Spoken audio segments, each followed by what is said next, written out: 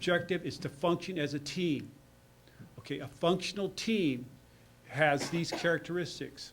There's trust, there's communication, there's commitment, there's accountability, and there are results.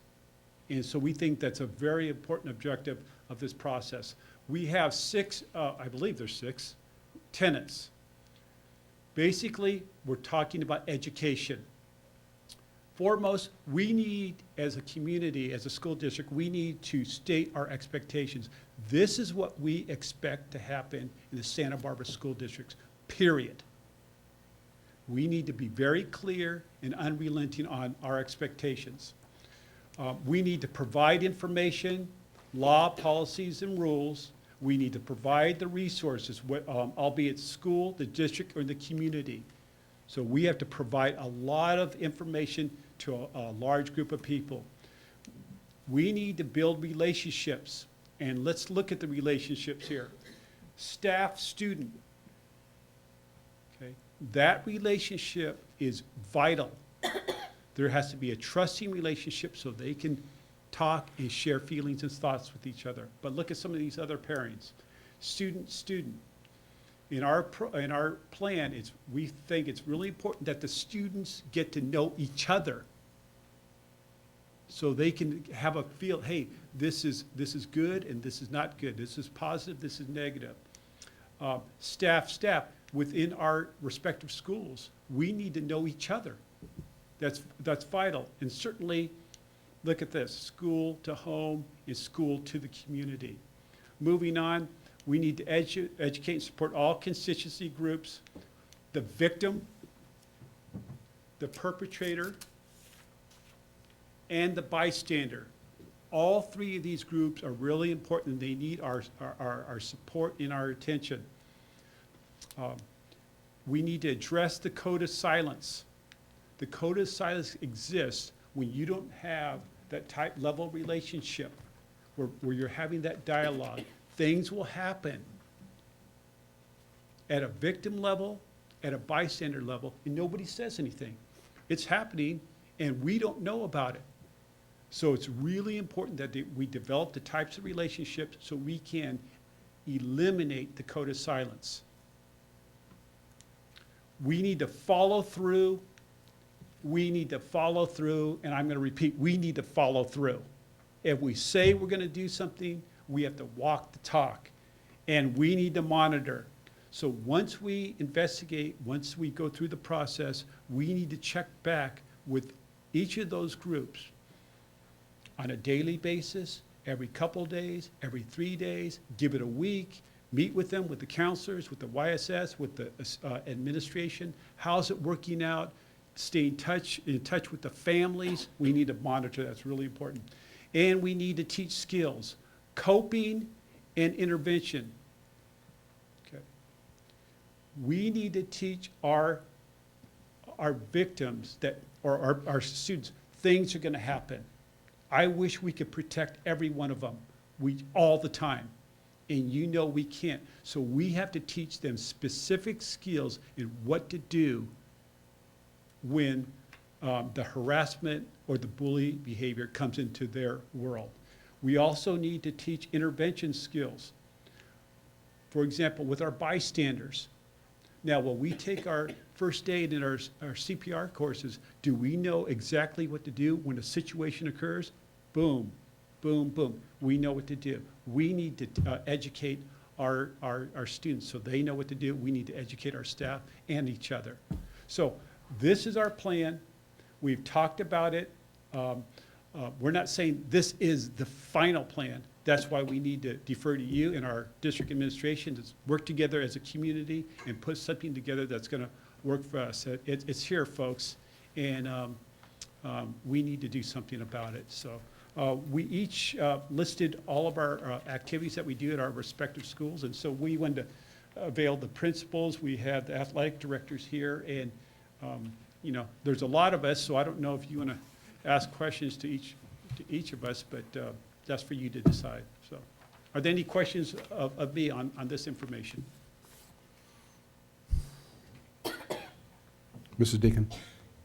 I have a question, and this was alluded to in some of the individual site reports, but what kind of progress have we made, will we make on a mandatory training for identifying bullying? Because I think we know the more adults that are watching, the better job we're going to do. I mean, and the students themselves are our partners in this, but it seems like we really need some kind of training for just how to identify bullying and make sure that we really have an active adult presence, you know, as much as we can, because I think a lot of bullying happens when it's unsupervised. It's like walking on the way home. It's, you know, it doesn't stop at the schoolhouse door. We know that.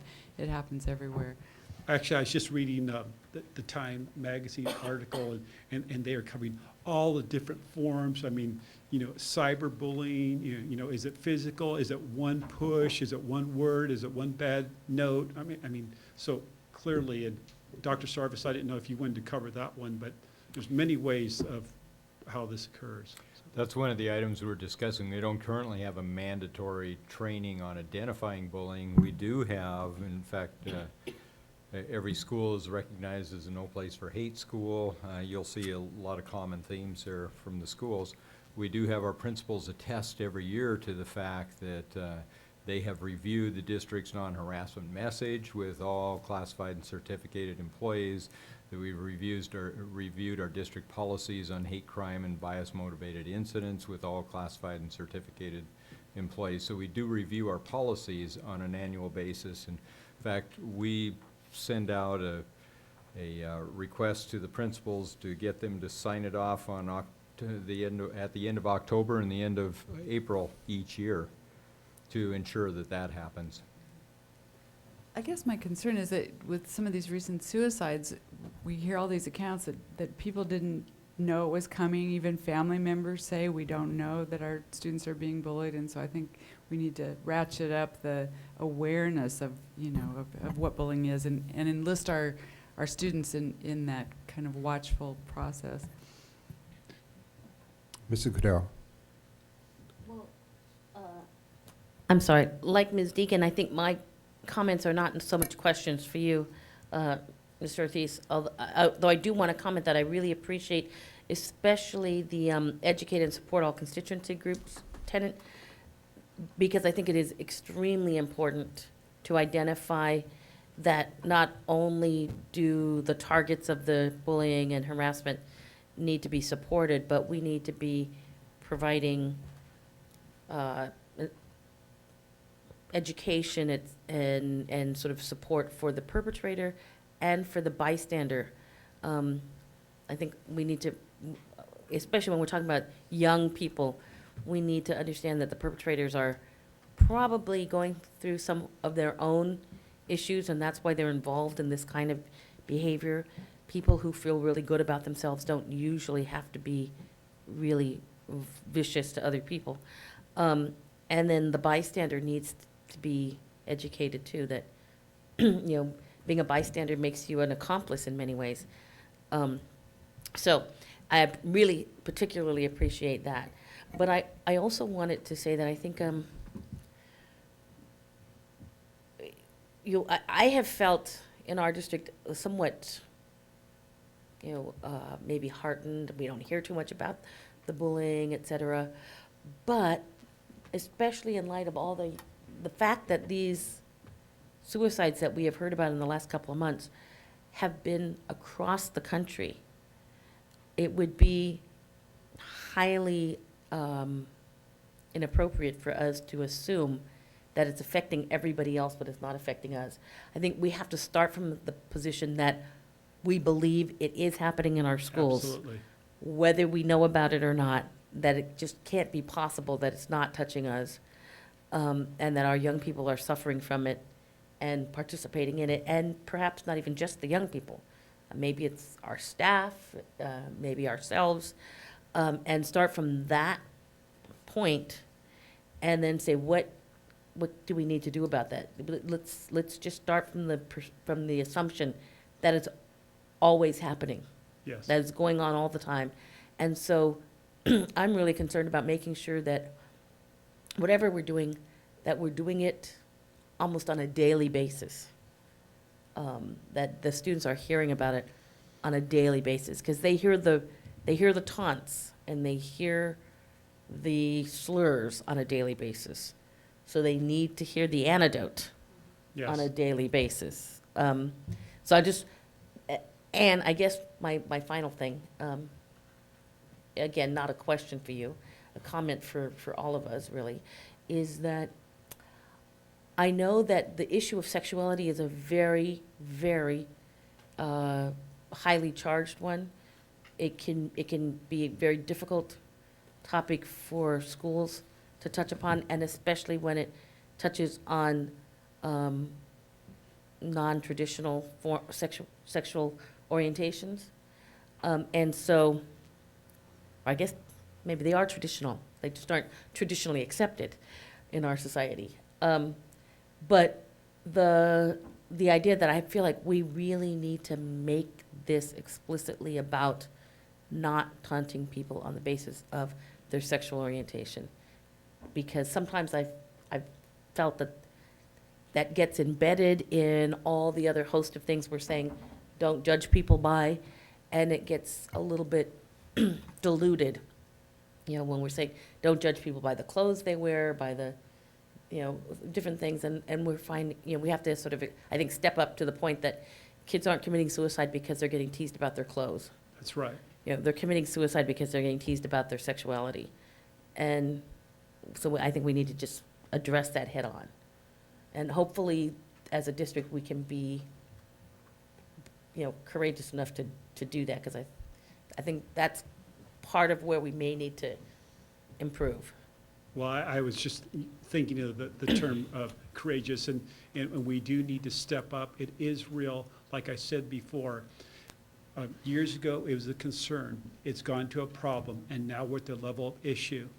And the taunting and the bully behavior relative to sexual orientation is probably one of the most profound areas that we need to address. And we are deeply committed to this effort. And you can talk to any of these people here, and they're ready to roll with that right now. So, okay. Mrs. Parker? Thank you, Mr. Ortiz.